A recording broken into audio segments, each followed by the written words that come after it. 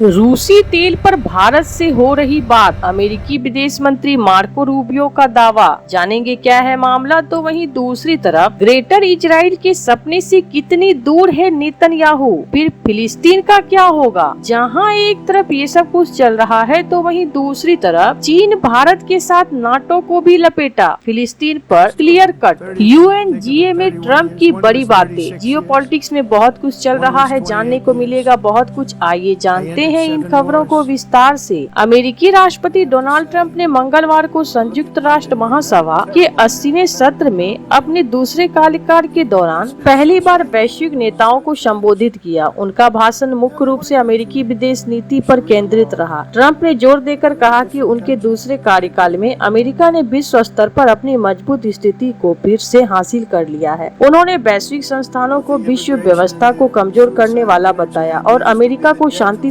प्रभुता तथा स्वतंत्रता का प्रतीक घोषित किया। इस अवसर पर उन्होंने चीन और भारत के साथ कई नाटो देशों को भी लपेटा। ट्रंप ने अपने शासन के पिछले 8 महीने को ऐतिहासिक बताया, जिसमें शांति समझौता और संघर्षों को समाप्त करने पर विशेष जोर दिया। उन्होंने दावा किया कि उनके प्रशासन ने कई लंबे खींचे युद्धों को सुलझा लिया है। खास तौर पर ट्रंप ने स्पष्ट रूप से कहा कि दूसरे कार्यकाल में उन्होंने 7 युद्धों को समाप्त कर दिया है, जिसमें भारत पाकिस्तान तनाव भी शामिल है। भाषण में उन्होंने यूक्रेन, गाजा और ईरान जैसी संवेदनशील मुद्दों पर भी अपनी बात रखी। UNGA में बोलते हुए ट्रंप ने कहा कि यूक्रेन में रूस का युद्ध रूस की अंतर्राष्ट्रीय छवि को धूमिल कर रहा है। उन्होंने रूसी तेल खरीदकर इस संघर्ष को आर्थिक सहायता प्रदान करने के लिए चीन और भारत की निंदा की। साथ ही रूस की प्रमुख ऊर्जा आपूर्ति में कटौती न करने के लिए नाटो सदस्य देशों को जिम्मेदार ठहराया। आपको बता दें कि संयुक्त राष्ट्र महासभा को संबोधित करते हुए ट्रंप ने फिलिस्तीनी राज्यों को मान्यता देने के विचार के सिरे से खारिज कर दिया है। उन्होंने कहा कि फिलिस्तीनी राज्य को मान्यता देना हमास के लिए बहुत बड़ी जीत होगी। उनका तर्क था कि शांति चाहने वाले लोगों को सबसे पहले सभी बंधकों की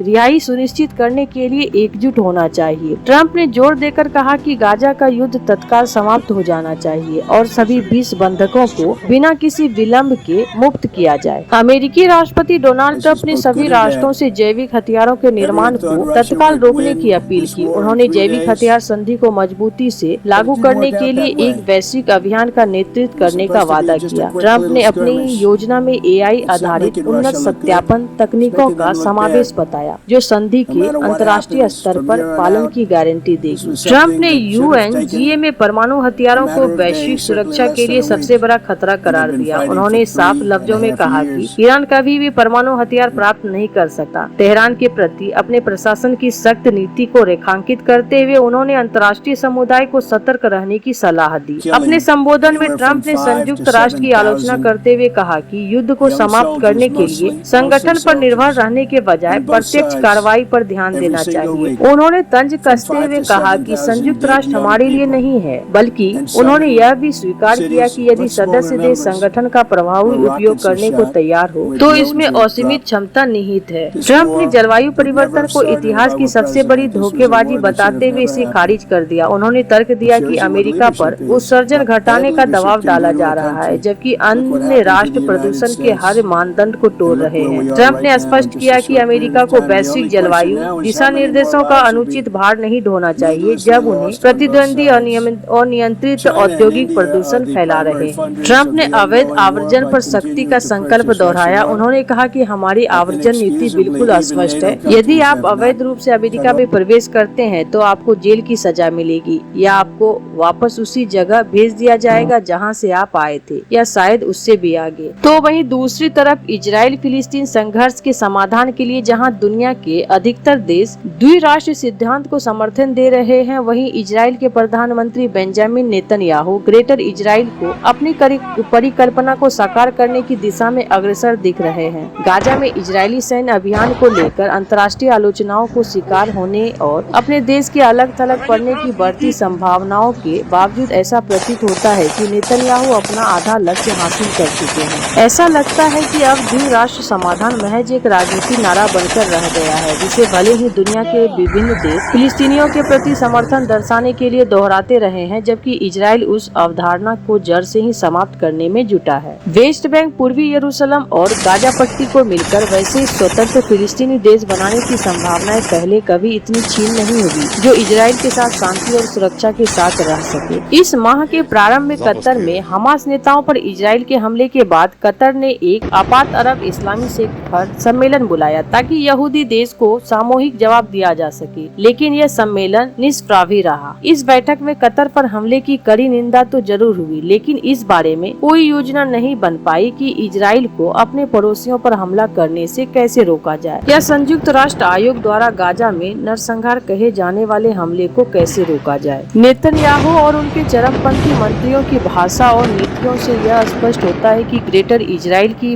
परिकल्पना उनके लिए एक प्राथमिक लक्ष्य बन चुकी है। हाल में अपने संबोधनों में भी नेतन्याहू ने इस विचार के प्रति अपनी गहरी निष्ठा व्यक्त की है। ग्रेटर इजराइल शब्दावली पहली बार 1967 में 6 दिवसीय युद्ध के बाद चर्चा में आई थी, जब इजराइल ने वेस्ट बैंक, पूर्वी यरूशलेम, गाजा, गोलान हाइट्स और सिनाई प्रायद्वीप पर कब्जा किया था। यह विचार 1977 में लिकुड पार्टी के संविधान में भी शामिल किया गया था, जिसमें कहा गया कि समुद्र से लेकर जॉर्डन नदी तक केवल इजरायली संप्रभुता होगी। पिछले वर्ष नेतन्याहू ने घोषणा की थी कि इजराइल को जॉर्डन नदी के पश्चिमी हिस्से पर संपूर्ण सुरक्षा नियंत्रण चाहिए। उन्होंने कहा था, यह संप्रभुता के विचार से टकराता है, लेकिन हम क्या कर सकते हैं? यदि वास्तव में इजराइल को उसकी वर्तमान राह से हटाना है तो केवल शब्दों से नहीं बल्कि कठोर प्रतिबंधों, सैन्य और आर्थिक सहयोग समाप्त करने जैसे ठोस कदमों से ही संभव है। अन्यथा ग्रेटर इजराइल की योजना को साकार होते देर नहीं लगेगी और इसका खमियाजा न केवल फिलिस्तीनियों और पूरे क्षेत्र को भुगतना होगा बल्कि इजराइल की वैश्विक साख भी गंभीर रूप से प्रभावित होगी। जब नेतन्याहू सत्ता से हटेंगे तब संभव है कि वो एक ऐसे इजराइल को पीछे छोड़ जाए जिसकी अंतर्राष्ट्रीय छवि नष्ट हो चुकी हो और जिसे सुधारने में लंबा समय लग सकता है। जहां एक तरफ ये सब कुछ चल रहा है तो वहीं दूसरी तरफ अमेरिकी विदेश मंत्री मार्को रूबियो ने दावा किया है कि अमेरिका और भारत के बीच रूस में तेल आयात के मुद्दे पर बातचीत जारी है। रूबियो ने यूरोपीय देशों से भी समान प्रतिबंध अपनाने की अपील की। उन्होंने जोर देकर कहा कि यूरोप के कुछ देश अभी भी रूस से भारी मात्रा में तेल और प्राकृतिक गैस खरीद रहे हैं, जो सही नहीं है। रूबियो ने भारत के बारे में कहा कि हमने जो कदम उठाए हैं वो पहले से ही प्रभावी है, लेकिन हमें विश्वास है कि हम इसे और बेहतर बना सकते हैं। इससे पहले एक अन्य साक्षात्कार में उन्होंने उल्लेख किया था कि भारत के साथ व्यापारिक समझौते की चर्चा रूसी तेल खरीद के इर्द गिर्द ही घूम रही है। कुछ रिपोर्ट का हवाला देते हुए बताया गया कि कल हमारी भारत के साथ बैठक हुई जो रूसी तेल खरीद से संबंधित थी। आपको बता दें कि मार्को रूबियो ने सोमवार को भारतीय विदेश मंत्री एस जयशंकर से मुलाकात की थी। हालांकि विदेश विभाग के जारी बयान में इस मुद्दे का कोई जिक्र नहीं था। विभाग के अनुसार दोनों विदेश मंत्री ने सहमति जताई कि भारत और अमेरिका संयुक्त रूप से मुक्त और खुले इंडो पैसिफिक क्षेत्र को सशक्त बनाने के लिए काम करेंगे, जिसमें क्वाड के जरिए सहयोग भी शामिल है। बयान में कहा गया कि अमेरिकी विदेश मंत्री ने भारत के साथ अमेरिका के संबंधों को अत्यंत महत्वपूर्ण बताते हुए जोर दिया। मार्को रूबियो ने व्यापार,